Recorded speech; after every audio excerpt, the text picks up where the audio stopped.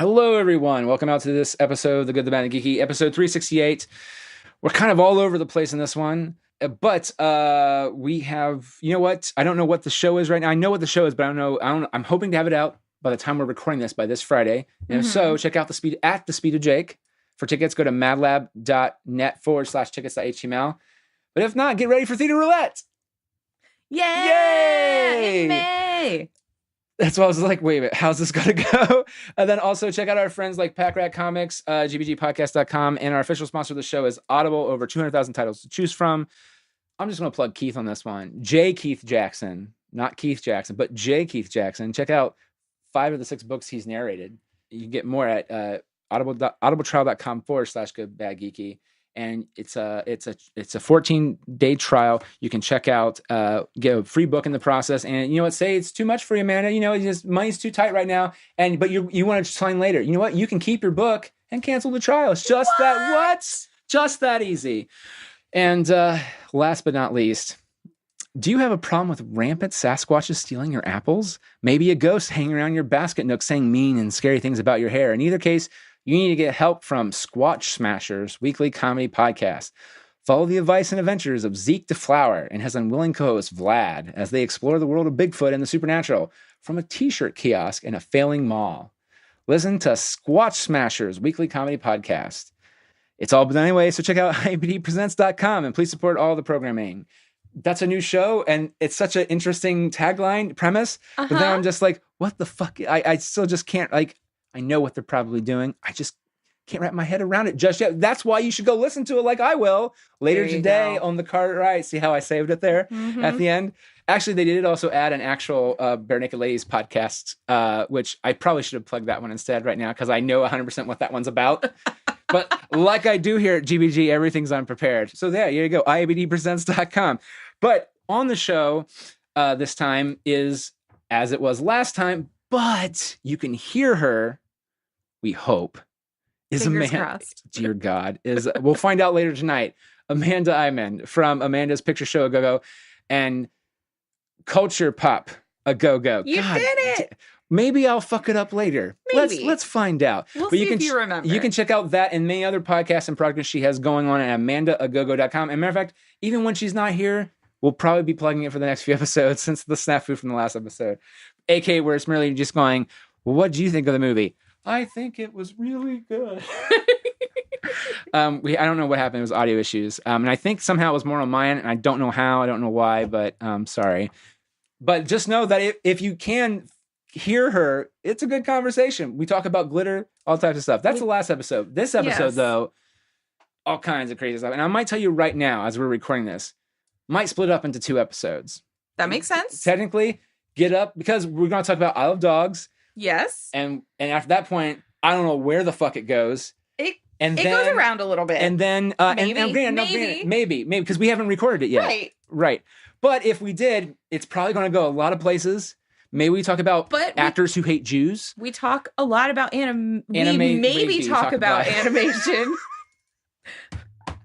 I'm doing a bad job at keeping up this premise. I always do a bad job of keeping up this premise. It's actually one of the, you know what, guys, just take a drink.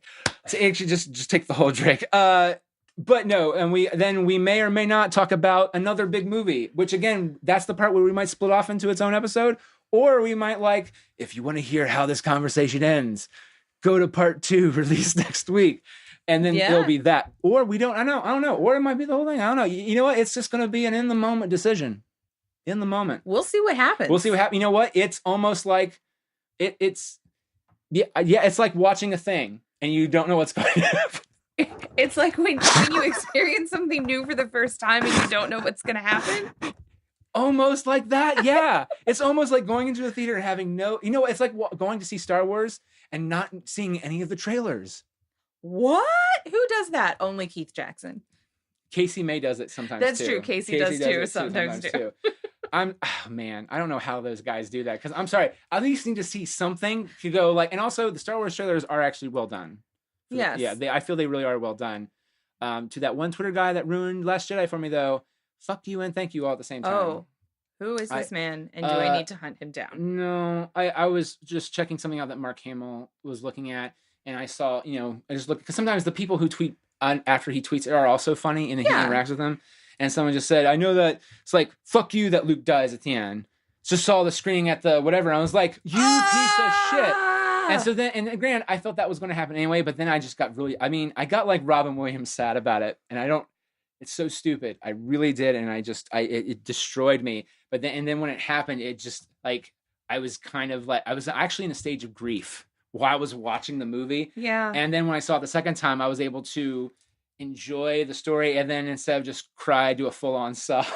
Because the first time I was like, he can't die, this is bullshit. That's cool, but that's bullshit. And I was kind of like that. And the second time I was like, oh, he died. He became one with the forest and everything. It was so cool. He did so because he did it by protecting himself. Yep. Yeah. Yep. I almost really did cry there. If you believed I was acting. Also voice acting at that point, because I feel perfectly fine up here. My eyes are dry. All right. So this episode, I Love Dogs, maybe Ready Player One. I don't know. Maybe not. If not, maybe some animation discussion. But maybe a lot of animation discussions. And so, yeah, with Amanda from Amanda Picture Show at GoGo at amandagogo.com. Roll it.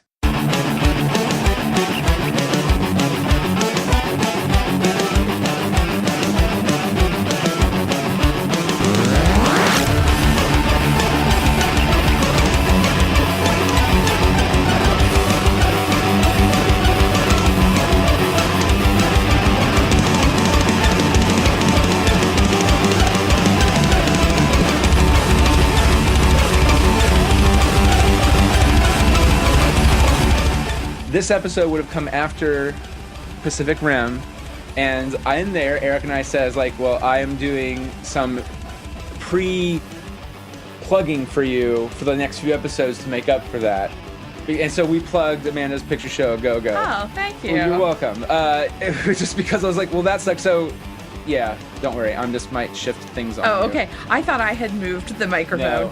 No. So where we're at right now is on the kitchen table in my basement in the studio. And this is where we record the RPG podcast. Right. And so these are maps. And instead of just rolling them up because we don't know what to do with them just yet, it might be a while till we play next, we're just leaving them here to keep them nice and flat. That's fine. Instead of having us put the mic stands on it, there's like weird papers that are on top of it. Right, to protect the maps. Yeah. But enough about maps. Enough about that. We're here to talk about maybe more, but particularly Isle of Dogs. Mm-hmm. We are both Wes Anderson fans. Huge Wes Anderson fans. What did you think about it first? Or just overall, just quick hit? Did you enjoy it? Isle of Dogs? Yeah, I really enjoyed it. I really, really had a lot of fun with it. How did you rate it in terms of, just real quickly, not in depth, like, do you think it's one of his best stuff he's done? Or is it like, because I feel like all Wes's stuff is good. Is good, right. Yeah. For me, it is not the very best, because just in his two animated, I prefer Fantastic Mr. Fox. Interesting. Okay. But I still really liked this movie. So I walked away going, like, I really enjoyed it, but like there are some things that just, and it's not the things I thought I was going to be irked by. Because the last week or two, as it was ramping up into more theaters, everyone started freaking out about the whole, it's very racist against the Japanese and whatever. And as someone who's watched Godzilla movies and watched like culture, I'm like, no, this looks like a classic 50s, 60s Japanese movie. Yeah, because that's what Anderson was trying to do. Well, yeah, because Anderson wrote it with Roman Coppola and Jason Schwartzman. And there's one other person, wasn't there, outside of Coppola and Schwartzman? Yeah, and they purposefully, so I read an interview with Jason Schwartzman where he said that they were basing, it was first him, his cousin, Roman Coppola, and Wes Anderson. They got together and they worked on the story and they were working on the screenplay, and they were super inspired by Akira Kurosawa and his films. And then awesome. They brought in Kunichi Nomura to help with the story because they said they wanted the perspective of someone who is actually Japanese because they wanted to be culturally sensitive. Which is weird. It didn't bother me, though. Kunichi Nomura does the voice of the bad uncle, Kobayashi. Kobayashi. Kobayashi. Yeah, he does the voice of Kobayashi. So that's interesting. I hadn't heard that people were upset that it was racist. I guess because I knew that they purposefully like tried really hard to I be saw culturally articles sensitive. popping up on it on Facebook and Twitter, and then I would read some of them and some of the reviews that were like positive, but they were also like the negative thing is that, and I was just like, really? I feel like that's. And I'll see. I walked away not feeling that at all.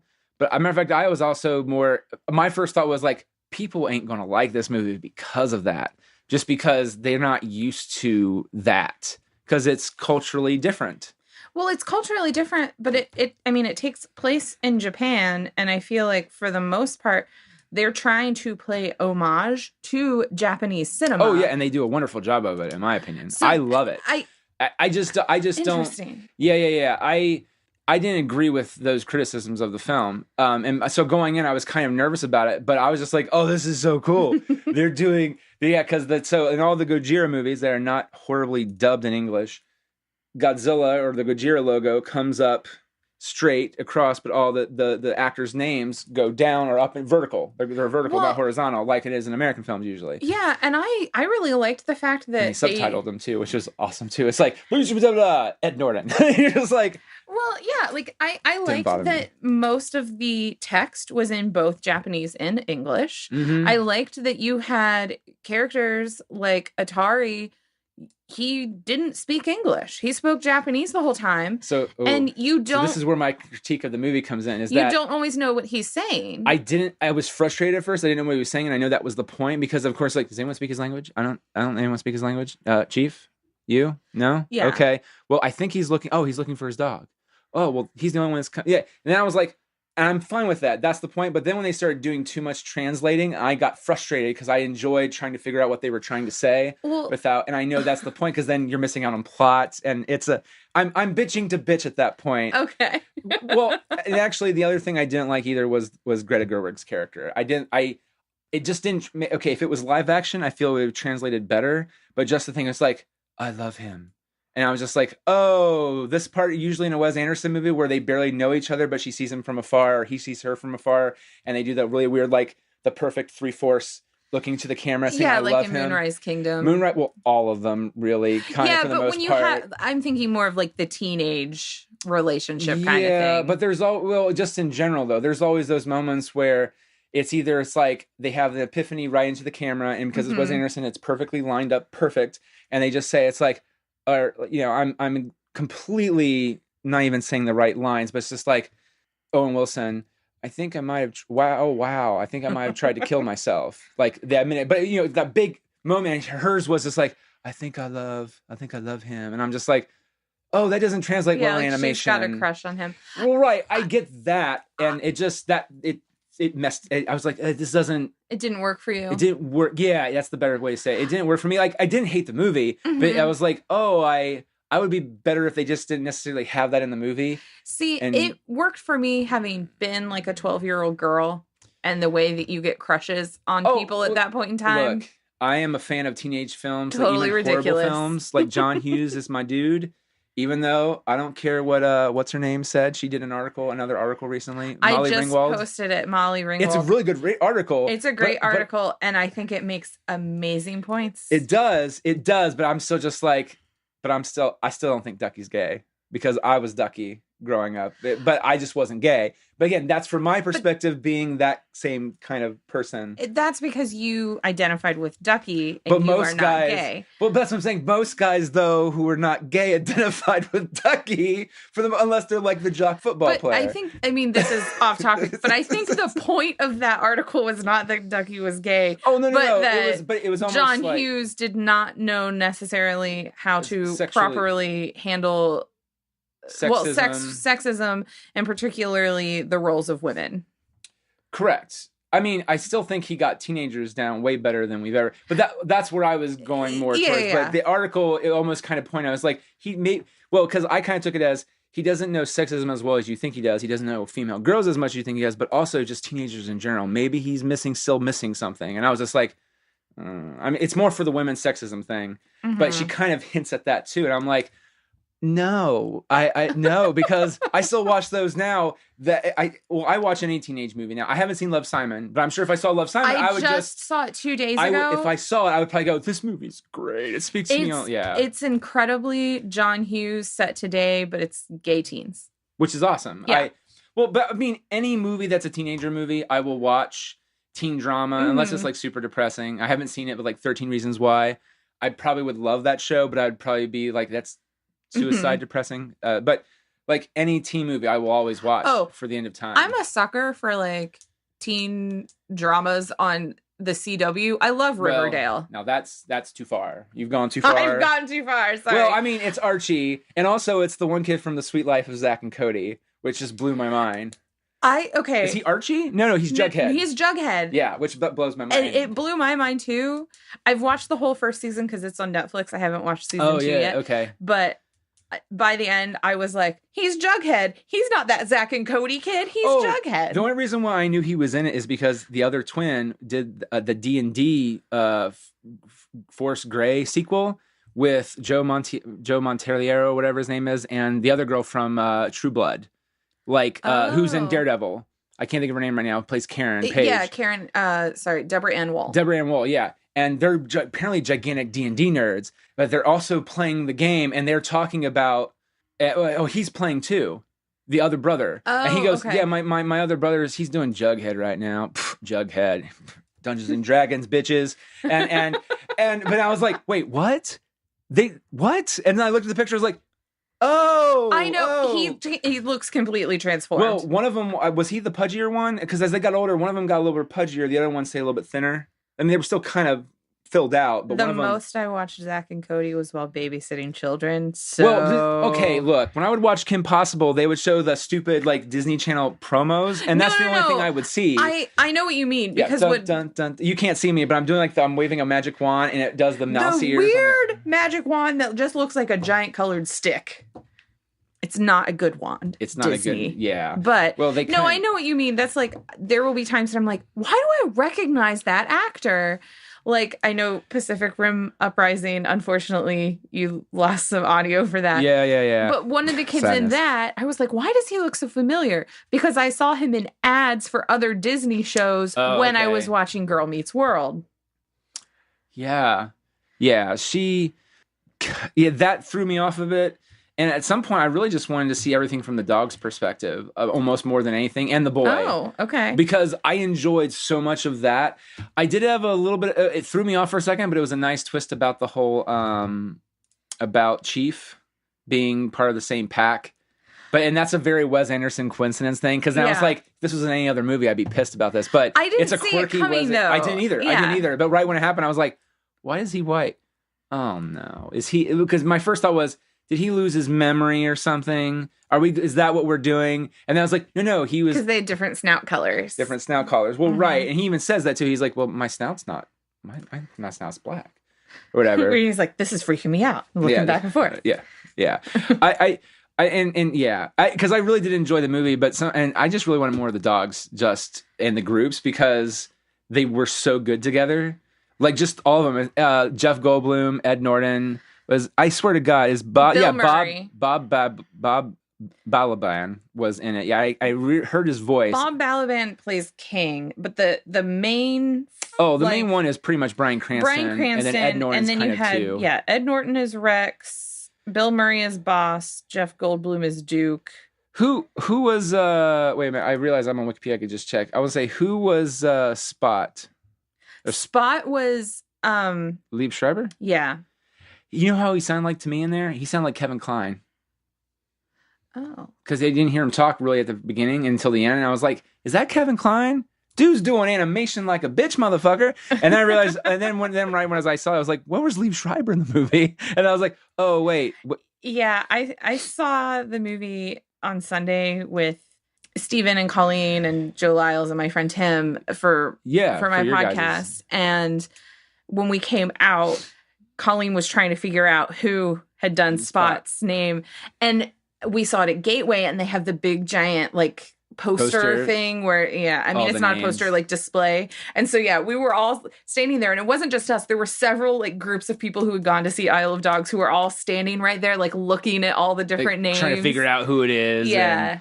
Well, like, but I mean, I'm sorry, but half of it is all name drop. It's just did you not see that?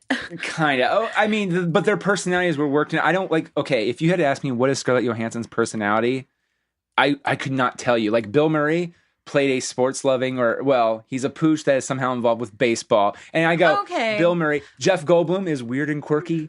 I just love rumors. I listen to people talk. Oh my God, I love Jeff Goldblum so much. But did you not see, like, Angelica Houston is credited as mute poodle. Like, sometimes it's just to have someone there. And that's... But again, I feel like that makes more sense than Scarlett Johansson to me, which is, I know, absolutely astoundingly stupid to say. But like, because Angelica Houston, he's worked with her before, and maybe like she just needed a job. I have no idea, but it would make sense to me that Wes Anderson would be like, can you just sigh heavily or something? And Angelica Houston's like, why, sure, I have nothing to do right now, or I'm busy, but I'm stopped by because as a friend. Because she showed up in Darjeeling Limited, and which they didn't advertise that really. Yeah, she's the mom in Darjeeling. Yeah, which blew me away. Because they didn't put that in the trailers, and they didn't really advertise it in the posters. The reviews talked about it after the movie came out. And so when she showed up, I was like, "That's awesome." Was that you that came to me to an advanced screening of that at Gateway, or maybe it was Jim? Might have been Jim, because I saw that at Lenox. Oh, okay. Yeah. Well, I saw it more than once, but I saw it in advanced screening. Or did I? I don't remember anymore. I thought you were there, but maybe not. We were in this crazy long line all the way down the stairs at Gateway. Yes, we were. Yes, it were. I think. I thought that was you. I think Jim was there with us. Yeah, because then we did that. It's one of the things we wanted to do back in the day for GBG, but we just didn't have time for it. Was we wanted to do like a cover for every podcast of what the movie was, and then we realized A, we don't have the budget for it, B, we don't have the time for it. But we did this really cool one where it's like I'm wrapped up in the gauze, Nathan is the other brother, and Jimmy's the other brother. It's somewhere out there on the internet. It's actually a cool picture considering but when she shows up, it was like, whoa. Yeah. Also, Courtney B. Vance is the narrator. I was expecting him to be one of the dogs, and that I was happy him as the narrator. He was great as it. Oh wait, Ken Watanabe as one of the surgeons, that blew me away. Since we're talking about Tilda Swinton as Oracle, she was fantastic. I didn't know it was her. She can tell what the TV says. I loved her, and Jupiter F. Murray Abraham was the one voice that instantly I was like, oh, that's him, was Harvey Keitel. Oh, yeah. As soon as he showed up. Well, and I loved that, of course, Harvey Keitel is playing the dog who had to eat his best friend to survive. Oh, yeah. Well, because at first I was like, are they going to make I thought they were going more for a mobster joke initially. Well, they're just going off of Harvey Keitel's personality, which is he's usually the gruff guy. Usually. Yeah. The weird gruff guy. He's a little quirky. I had said it felt Tarantino to me. But it was so good. It worked so really well. Yeah, because I thought, because usually in Tarantino, the character I feel is like, the twist is like he's worse than you think he is. And this twist is the exact opposite. He's like, I'd eat my friend. Do you know how horrible that is? I didn't want to. Like, and you're just like, is he fucking with him? Yeah. And then they all follow.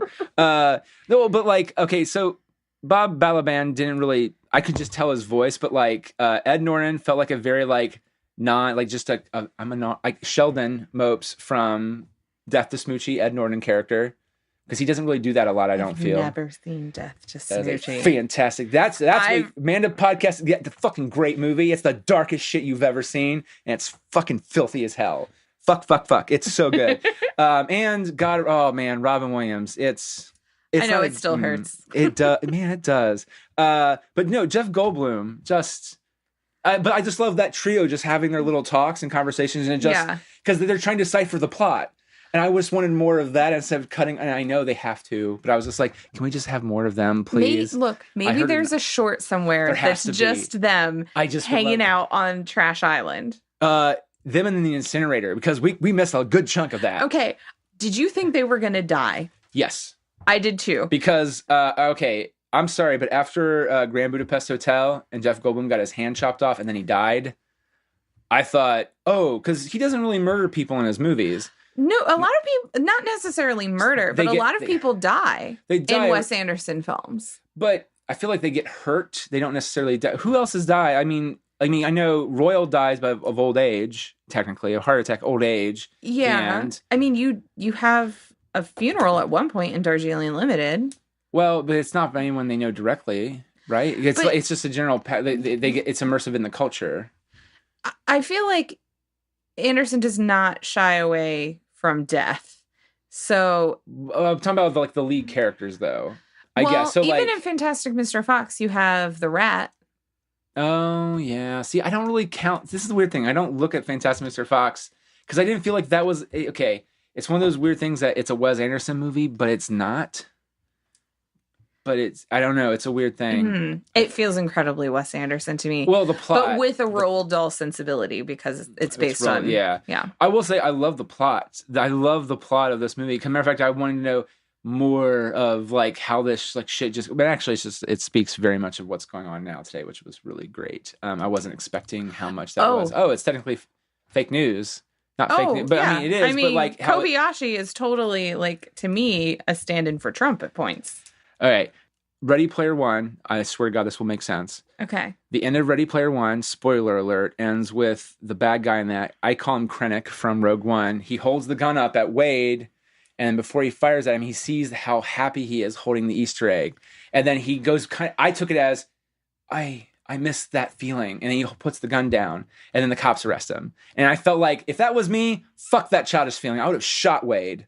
Because I'm the bad guy. If I take the gun... Granted, I loved it though because it's Spielberg, and I was like, good, because story-wise it makes sense. But in the same regard, Kobayashi had a similar moment at the end. He's like, he can take my kidney to survive. And I was like, well, to me, okay, it was nice. Anderson trying to show that you can teach like empathy, and you can can teach these traits to people. And that maybe there is hope on the other side if we get rid of some sort of bad power. So, it was nice. I liked it is what I'm trying to say. You also have to consider Kobayashi is his uncle. Like, if you're a bad guy, you're a bad guy. That's not always true. I just feel like there's no gray. Usually in movies there are not, and especially in Wes Anderson movies, I feel like the characters are defined by their very black and white sensibilities. And I really enjoyed the shit out of that he did that, I guess. I just thought in contrast to Ready Player One. Because I always think of them as incredibly gray. The plot, the circumstances that are thrust upon them are incredibly gray, but they're very, very black and white characters. And Steve Zissou is very gray. You love him, but he's also a dick. Yes, but he's very black and white with how he handles things. It's either this way or it's that way. But he has things thrust upon him that he has to respond and change and grow, which makes the movie interesting. But the characters themselves are very much like, this is how I am, and I don't do it. The only character I can think of that's 100% kind of gray from start to finish is the one Tenenbaum brother, the one that loves Margot. But even then, about Margot, he's very black and white, which is, I love her with everything, or I can't deal with it. And he can't really deal with it. Richie. Yeah, Richie. Tennis player. And now Needle in the Hay is playing in my head, and I'm sad. And then blood. Yep. What is I just love again. He always uses Bill Murray so well, even in just little ways, like that movie. Oh yeah. Was it Dudley? Dudley is his charge that he's researching to write books about and things like that, because he's Margot's husband, and he's what is it? Sinclair? Sinclair, Raleigh Sinclair. Yes. Yeah, I knew it was a name after but I just remember like he's watching Dudley, he's like, oh, go ahead. And he's like doing a puzzle and he does it horribly wrong. He's like, I don't think I see colors. You're colorblind. And he and starts laughing. Such a weird little, but again, even that character, like I just don't know. But see, one of my favorite Bill Murray character, I mean, well, I love Bloom's, obviously like Bloom is the pinnacle. Everyone likes Zissou. I still go back to Zissou. I still like Bloom though, man. Like see, one of my favorites is Mr. Badger in Fantastic Mr. Fox. He's not in it enough for me, though. Because there's such a great scene where they do like are you cussing at me? You better not cuss at me. And then they get they have the fight and you think they're going to punch each other, but they're animals. So they scratch each other. Yeah. I love when there's things like that. Like with the dogs. Okay, they're dogs and they talk like jaded humans. And, Oh, yeah. But then. Did you bite his ear off? I didn't bite his ear off. No, I think you bit his ear off. Looks at the ear. You can't see us at the eyes, but we're both looking down like we're looking at the ear. And then as they all walk away, he just like kicks it away. Like, I didn't do that. Like, that's how I took it. It was almost like I'm not that far gone is how I took that, which I really like. To me, like the fetch scene is a perfect example of where I'm not going to do that. I'm not going to do this. But then you can tell like it's the dog part of him that's like, I gotta go fetch it. And then he's like, I'm not doing this because you told me to. I'm doing it because it bothers me. like I feel bad for you. Can I also say one of my favorite moments too, and it was a kind of a reoccurring motif for the character of Chief, is like, I don't make me bite you. I just bite people and I don't know why. I just really love. Oh yeah. I really love that. And you knew it was going to happen, but he was going to befriend the boy, the little pilot at the end. And when he does, Atari, I knew it was going to happen, but the scene where he gives him the dog biscuit and he's just like, this is the best thing I've ever had. And he cries. And I was just like, damn it. That's really good. But, Frances McDormand as the interpreter. I love like, that she was. I liked it. Yeah, I liked her as the interpreter. I liked when Atari says the haiku and she's like, he just said a haiku. I'll have to tell you about it later. Like, because she's just so overcome with emotion. I didn't get that part. I mean, I really didn't. Like, I got it, but then I didn't get it. It's like a joke on Futurama. This is a math joke. I don't like math. I don't understand math, but I know that's a math joke, and by default, I know it's funny, so I laugh. I kind of felt that was the same thing. I was like, I get it. To me, that's a horrible haiku.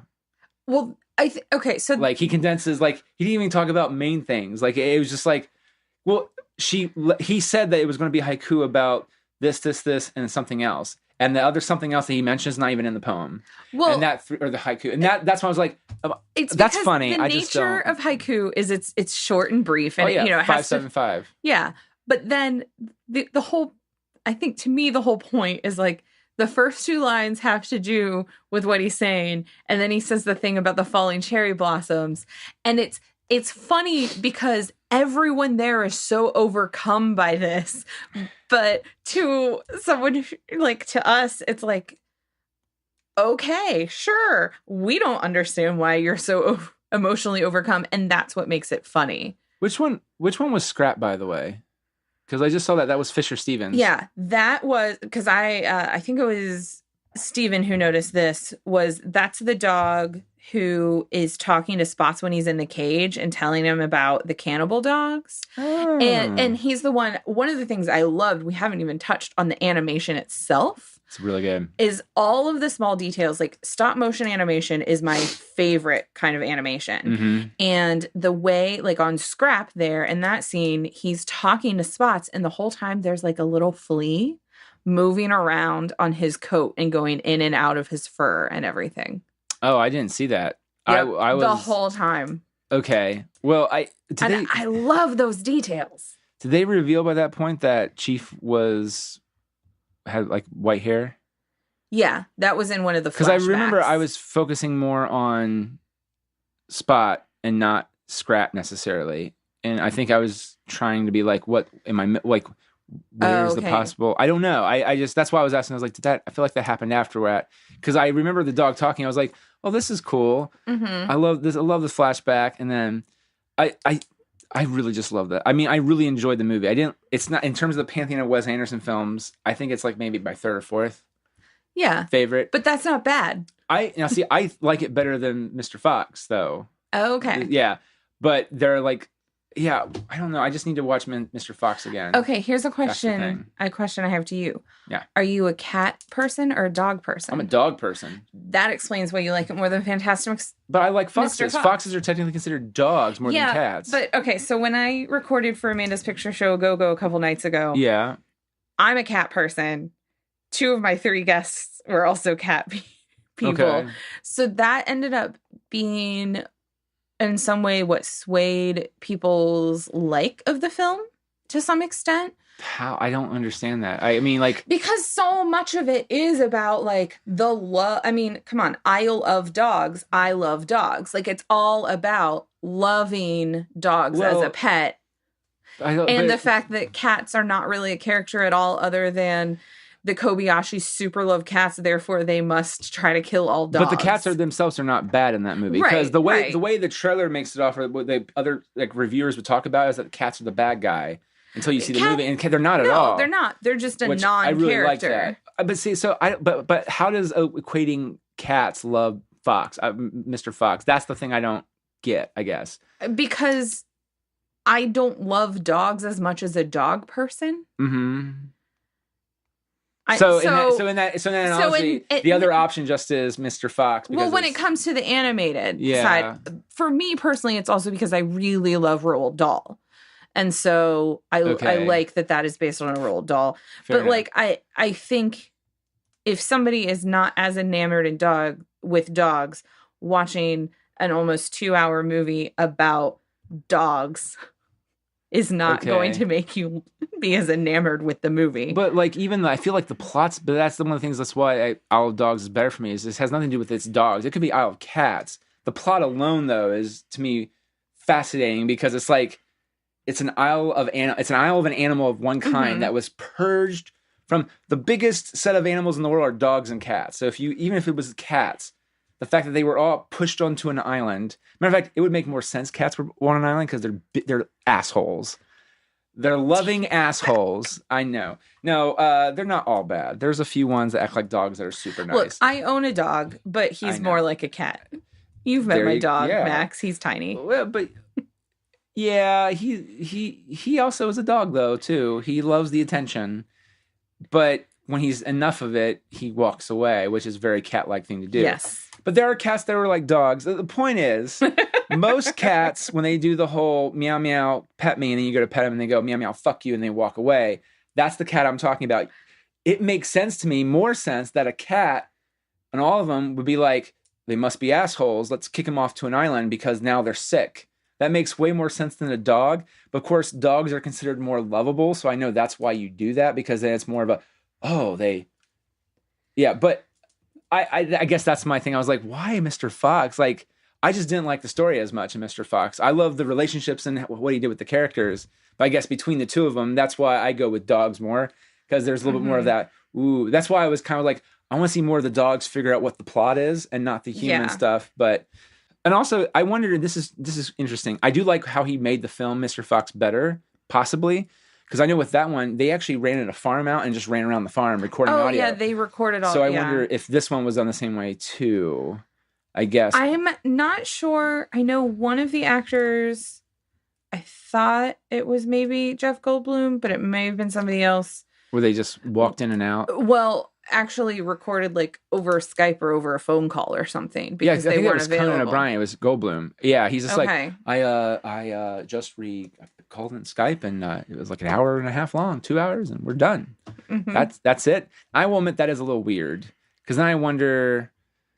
Well, because I think that was the thing last time, is that because I thought that was the thing is George Clooney said they improvised a little bit on Fantastic Mr. Fox. Well, yeah, the whole thing with Fantastic Mr. Fox is they were all together. It was not recorded in the way that an animated film, not at all, typically is. Which I think is kind of cool to do that. But I don't know.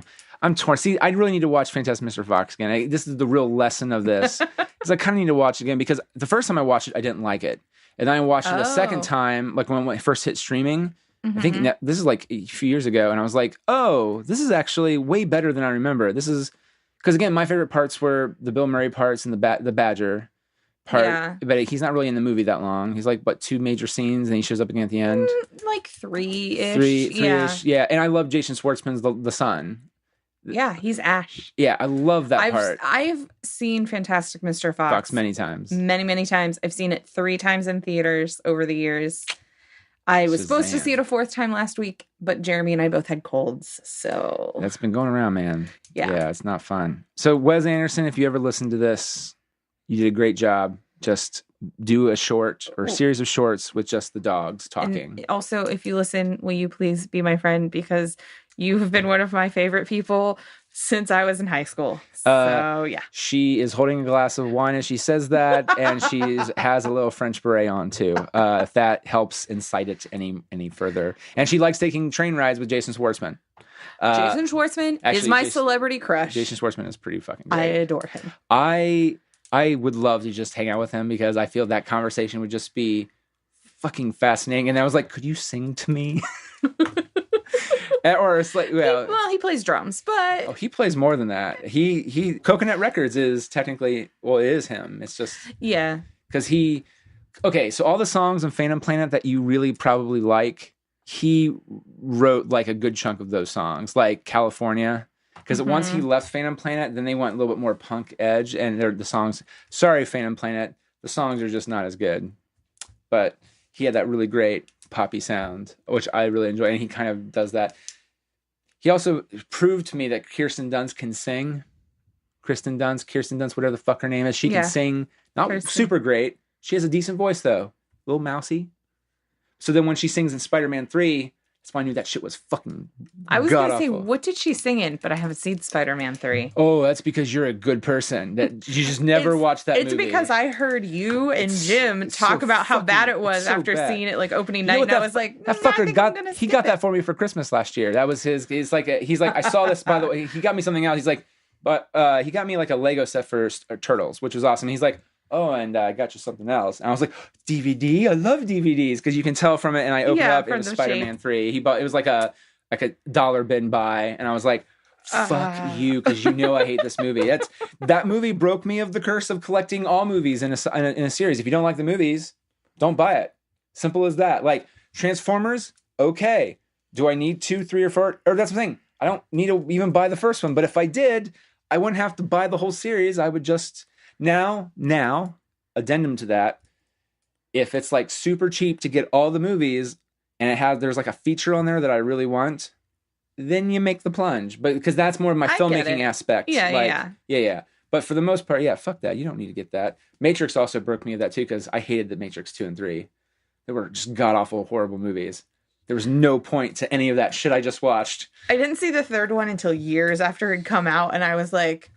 Oh. Do you see the second one when it came out, and then the third one later? Yeah, I saw the second one in theaters. Okay, that's in why high school. Yeah, that's why I was asking though, because I was like, if you see the second one, if you just saw 1 and skipped to 3, you're technically okay because there's no point to 2 anyway, really. Yeah, I saw blown away by the first one. Saw the second one in theaters with friends, and we were like, "What's this weird dance orgy thing?" And then. Yes. So it bothers me on such a level because there's no point to any. Is it cool? Some of the stuff they do? Sure. Is there a point to any of it? No. Because they're just trying to get to the Oracle. They do that in the third or whatever the name is, the Oracle and the Architect. The Oracle dies in the second one, right? And they get to the Architect in the third one, but like it's all that just to see him and Smith finally throw down. I'm like, but he's been throwing. This could have been done in the last movie. It would have been so much better. Just end it 2. Hobbit, end it 2. Sorry. My first no. Yeah, look, you're not wrong. Yeah, I'm not. So, I love dogs. No. What about Yoko Ono? That was a stupid I loved cameo. it. I hated that. That kind of annoyed me because I was Yoko Ono. That's funny. And then when I saw the credits, I was like, oh, see, I knew Yoko Ono was playing Yoko Ono's song from all of the posters. I loved it, and I liked that it tied in, like her hair ties were a Y and an O. Oh, I didn't see that. No, I mean, I do want to see it again. I thought that was so clever because she wasn't actually playing like she was the scientist's assistant, like, and had figured out the cure and all of that. I don't know. I loved. Well, I like that. I love the whole subplot, but that to me, I was just like. Yoko Ono as Yoko Ono song. Oh, it didn't, blowing wind up my dress. It just didn't. And it's a really nice dress with panties from Victoria's Secret. It did nothing for me though. Okay. It's kind of, it's up there kind of with Scarlett Johansson. Didn't do anything for me. I was just surprised. Like, Why did we need her for that? You could have got like a Disney movie star, a Disney. Because it wouldn't be Wes Anderson if you got a Disney movie Oh, star. he could have No, cast it one of wouldn't his have. quirky people that he Scarlett had. Johansson fits in with that, though. She's done Spike Jonze films. That doesn't matter. Spike. That doesn't mean anything to me. I guess it doesn't. Like he usually has like And what happened to Sophia the Coppola, quirky like, background. Sophia Coppola would make more No, of but- it, make more sense to that. My point is that Scarlett Johansson is friends with that group of people, like Spike Jonze and Sophia Coppola and Bill Murray. So it totally fits to me that she's in this movie. And she also likes doing weird indie stuff. I know it just doesn't like if she had more to do in the movie, I would say sure. Well, But there she's- needed to be more female characters in this movie anyway, but that's... Well, I did have a little, and also they didn't really answer how the hell her coat was so good, and that bothered me too. Like, you're on an isle of trash. Everyone is having problems keeping their shit together, but yours is okay. That really, now granted, she didn't really, from the one scene you really, technically the one real scene you saw her in until the end. Mm-hmm.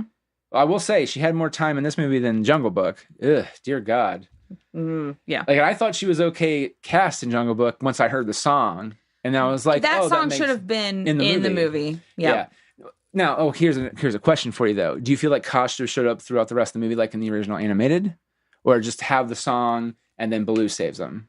Have the song and Baloo saves them. Okay, yeah, I'm fine. good like that. Yeah, but I feel like they cut out songs that should have been there. Yeah, and then had really awful songs that maybe should have been. Well, they only had like 2 other songs in there, really. Well, yeah, and it They was had- 2 people that weren't singing; they were talking to a beat. Bill Murray's was okay. That I was okay with Bill Murray's on that one. I will admit, I did not like. I liked that they had the song in there, but I did not like how Christopher Walken. The King Oh, Louis I'm one the king was... of the jungle. Wow, the jungle VIP. I was like, whoa. Yeah, not a that fan did of that. not work for me. I like the joke of the cowbell. Good job, Mowgli. I love that. Thank you. Didn't do anything for me. Yeah, did not also blow wind up my skirt, Jon Favreau.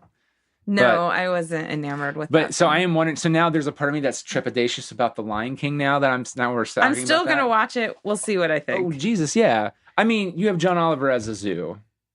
Yeah, He's not going to sing the Morning Report though, because I think he said that on Jimmy Fallon. He's like, I don't have any songs except for I Just Can't Wait to Be King. And I'm like, that's the thing that bothered me though, is anytime they took songs from the Broadway musical and put it into, because there were I think two songs officially cut from the movie, which was Chow Down and Morning Report. Like they were pretty far along and they got cut. And I was like, Chow Down's way fucking better than Morning Report. Why did you fucking do that shit? That's a god awful song. Like in comparison between the two, or add fucking Madness of King Scar. Anything is better than that shit. And then you animate again and again. Does Rowan Atkinson do a good job? Yes. Does everyone they brought back do, except for JTT? Do they all do a good job? Yes, they do a wonderful job. JTT was too old to do just basic dialogue because is that Lion King 1.5? no, Lion King 1. When they re-released the movie, they re-released it with the Morning Report. That wasn't part of the movie. Oh, I've never Seen it without the Morning Report? No, I've never seen it with the Morning Report. Yeah, when they redid it, I think like 5 years ago in IMAX, they redid, kind of like with Beauty and the Beast, they redid a whole new scene from the musical, The Morning Report. Because I saw The Lion King in theaters last summer. Yeah, last it was probably August. the original. It was Or the original. they They didn't didn't have any have extra morning- stuff. Yeah, they put the Morning Report in there. It's like, it's the Morning Report, it's the tall and... Yeah, they do the whole song. And Yeah, I didn't know it's about another this. way that... Because then that leads to them jumping on Zazu. It's that... In the musical, that's what it builds up to. And originally, that's where the song was supposed to go. And it got cut. And then they did the Broadway musical. They threw it back in there. And Chow I've Down seen was... the Broadway musical, and I also Yeah. was not enamored with that.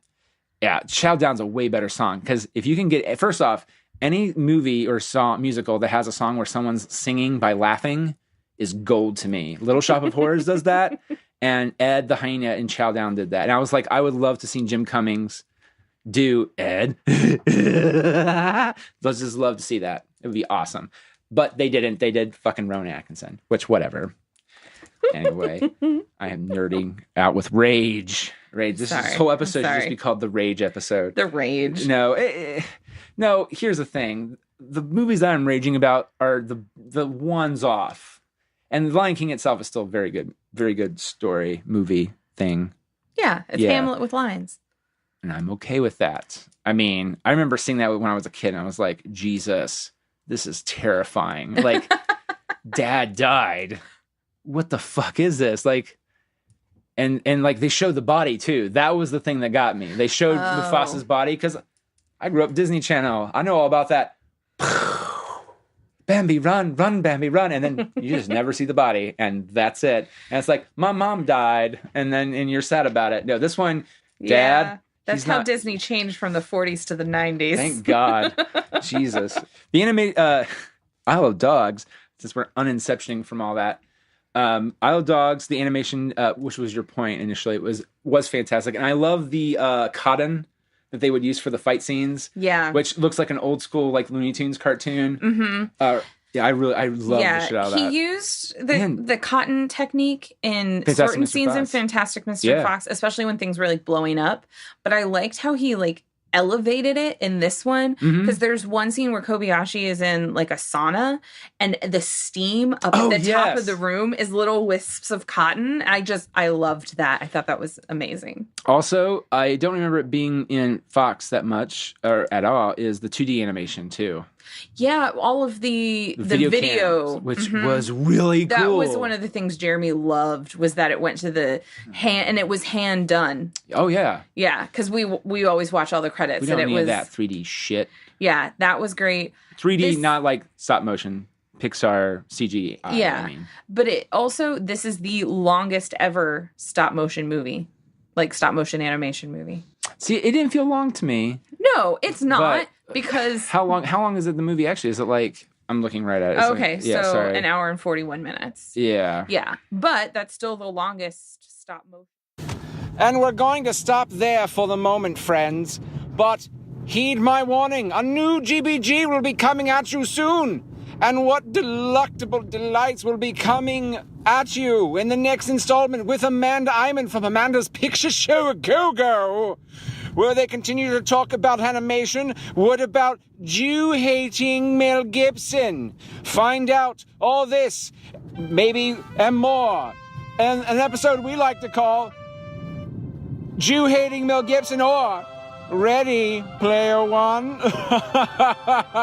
No, seriously, add the evil laugh in. It sounds cooler.